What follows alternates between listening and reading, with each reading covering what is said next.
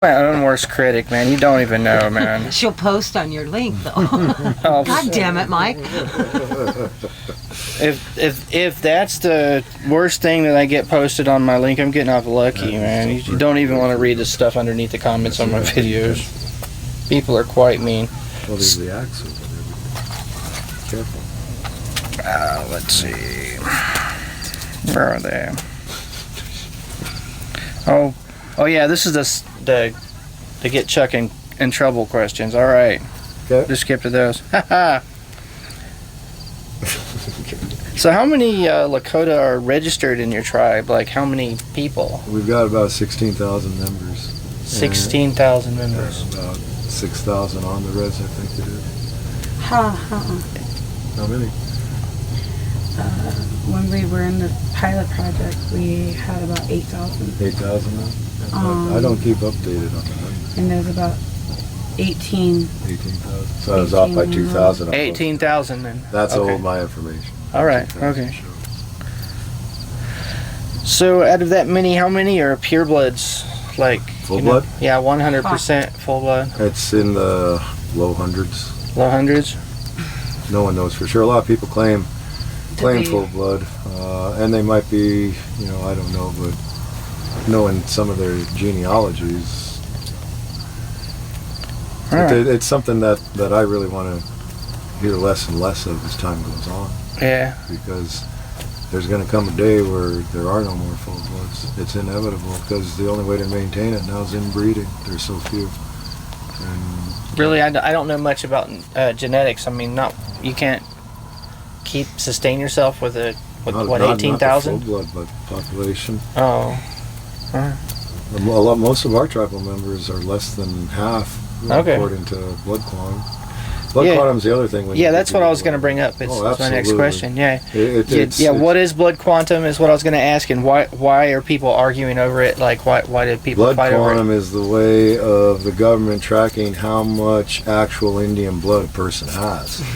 It gets fractionated down to 1/128th and even lower than that. So I met an Indian once, so I must be Indian. Well, we are the only group tracked that way that I'm aware of in the world. I mean, the only one. That's some creepy, like Hitlerian reminding. Tell me about it. I mean, that's disturbing. They've used it to divide us. Because the full bloods look down, or some, not all, you'll hear animosity expressed from full blood people towards breeds. You'll hear breeds express animosity towards full bloods. I mean, it was done deliberately. I mean, it's a divide and conquer. I'm more Indian than you. It's cultural genocide.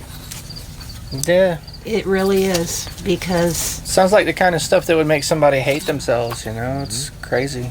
Well, there was a time when, you hear about getting adopted into a tribe. Mm-hmm. For our people, that meant something back then. It wasn't just, this white guy's one of us, we adopted in. No, when you were adopted in, you were a full relative. Mm-hmm. You were Lakota. Yeah, I was going to bring that up, but please get into it. Because I was going to. Absolutely, that's the way our people were. Like in the old spaghetti westerns, like a lot of them will show, a white person or a black person or, anyone, back in the 1800s. I mean, was that common for people that weren't of your race to be adopted? Not that I'm aware of, no. Wasn't common? Okay. Not did it that happen? I'm aware of. I mean, it did happen, but I'm not aware of the frequency of it or anything like that. I don't know for sure, but I do know that a lot of the traders married in, obviously. That's how come there's so many French names in this area. Because the French traders and fur trappers married Indian women. And some of the biggest Indian family names in South Dakota are French names. Dubray, LeBeau, Duchesneau, Claymore. Even Claymore is actually a French name, Clement. Clement. But to the English here, it got translated into Claymore. And a lot of those French names got corrupted along the way, just like, all names did in American history. Those Iron and Ellis Island had their names corrupted by immigration officials as they registered their names. It was too difficult. You changed it. But they didn't know how to pronounce it or spell it themselves. Right. They would just tweak it. Right, and that happened with a lot of the French names out here that married into Indian families.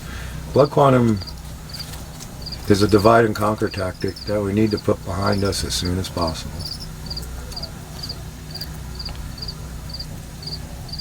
So this is one inspired by our earlier conversation when I was taking notes, but casinos, good idea or a bad idea? I know the answer, but the people on the interweb don't, so.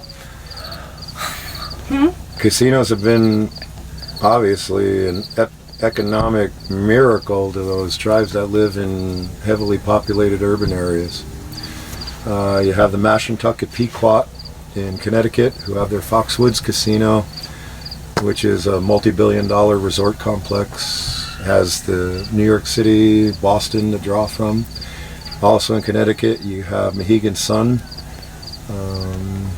run by the Mohegan people, huge multi-billion-dollar resort complex. Their tribal members are affluent, to say the least. They're one percenters. And then as you start getting into less populated areas, you start running into like the Menominee in Wisconsin, or especially the Shakopee, Medewakanton in Minnesota, right outside Minneapolis. They have a beautiful resort and complex there called Mystic Lake. Those are our eastern relatives. Those are Dachota. They are part of the Ochete Shoshone. We're grateful for their casino dollars because they're providing, I know, a lot of support to what we're doing here in this camp. They gave a bunch of kids earlier backpacks or rather Arapaho did, Their largesse is such that I think it's every tribe in South Dakota gets $1 million annual grant from largesse? Ability to be generous. Okay. And hand things out. Okay.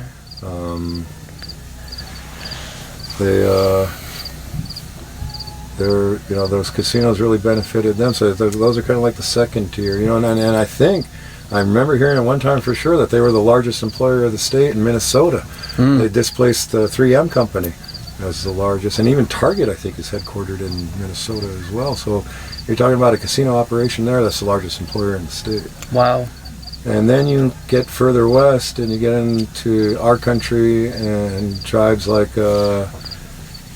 Standing Rock here that have Prairie Knights Casino, which is a fine resort and everything, not quite Vegas style, not quite Atlantic City style or Foxwoods or Mystic Lake, but nice for out here. And it provides the tribe a modest amount of money, that they utilize in good ways that I see. You hear people complain, I don't know, I'm not from Standing Rock, so I can't speak to that. All I can tell you is what I see as someone visiting here from Cheyenne River, even though I am on ancestral land, treaty land, I'm still a guest here.